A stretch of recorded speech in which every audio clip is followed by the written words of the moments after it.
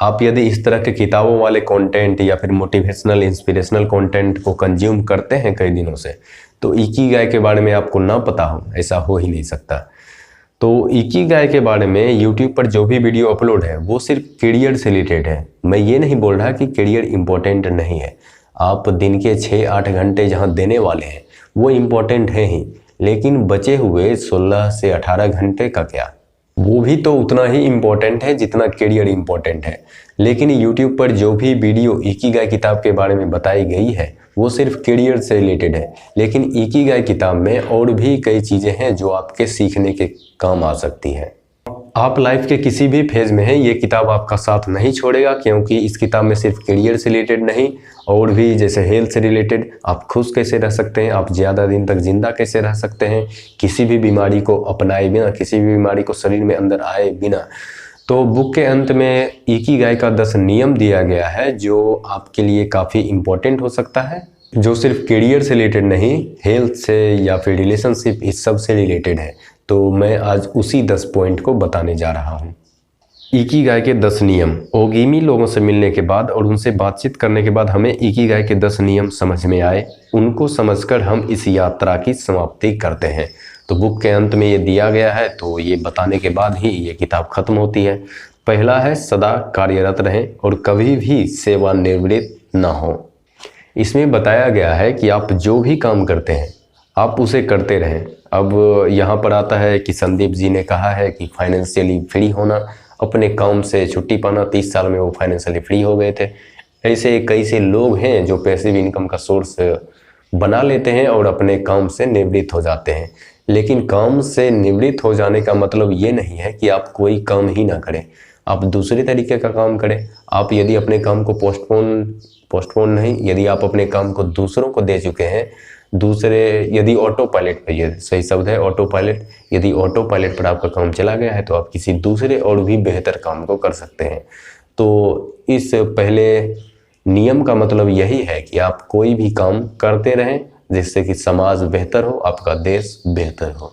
इसी का उलट दूसरा नियम है कि जल्दी ना बचाएं। सदा भागदौड़ और जल्दीबाजी वाला जीवन लंबी आयु के लिए घातक है। एक पुरानी कहावत है कि धीमी गति से चलने पर आप दूर तक जा सकते हैं। जब हम बिना वजह की जाने वाली जल्दबाजी को पीछे छोड़ देते हैं तो आने वाला समय जीवन को नया अर्थ देता है। तो किसी भी चीज़ में जल्दबाजी करने का तो कोई मतलब ही नहीं है, जल्दबाजी में नुकसान ही होती है। तो यहाँ भी एक डायलॉग है, देर आए दुरुस्त आए, तो जल्दबाजी का कोई मतलब नहीं।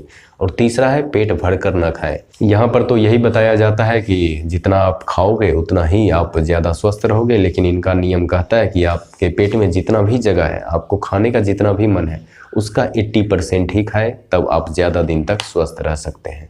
अब चौथा है जो काफ़ी इम्पोर्टेंट है और कई सारे रिसर्च में भी ये साबित हो चुका है कि यही सबसे इम्पोर्टेंट चीज़ है लाइफ में, अच्छा मित्र और परिवार।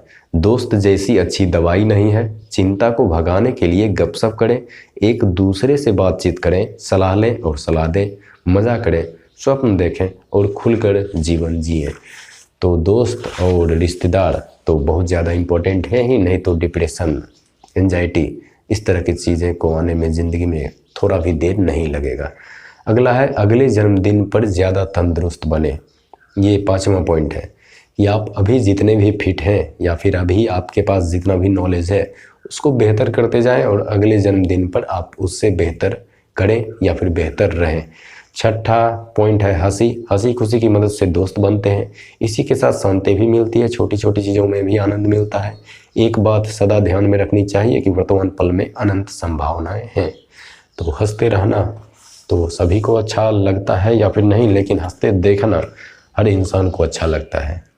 और 7वां पॉइंट है कुदरत के साथ जुड़े रहना। अब जब कोरोना आ गया है, इतना पीक पर है, तो सभी लोग यही सजेस्ट कर रहे हैं कि आप नेचर से कितना ज़्यादा जुड़ के रह सकते हैं। यदि आप सूर्य की रोशनी में ज़्यादा देर रह सकते हैं तो कोरोना उतना प्रभाव नहीं डालता है। यदि आप योग करते रहें, प्रकृति से जुड़े रहें, तो कोई भी बीमारी उतना ज़्यादा प्रभाव आपके शरीर पर नहीं डालती है। तो वही है 7वां पॉइंट, कुदरत के साथ जुड़े रहना।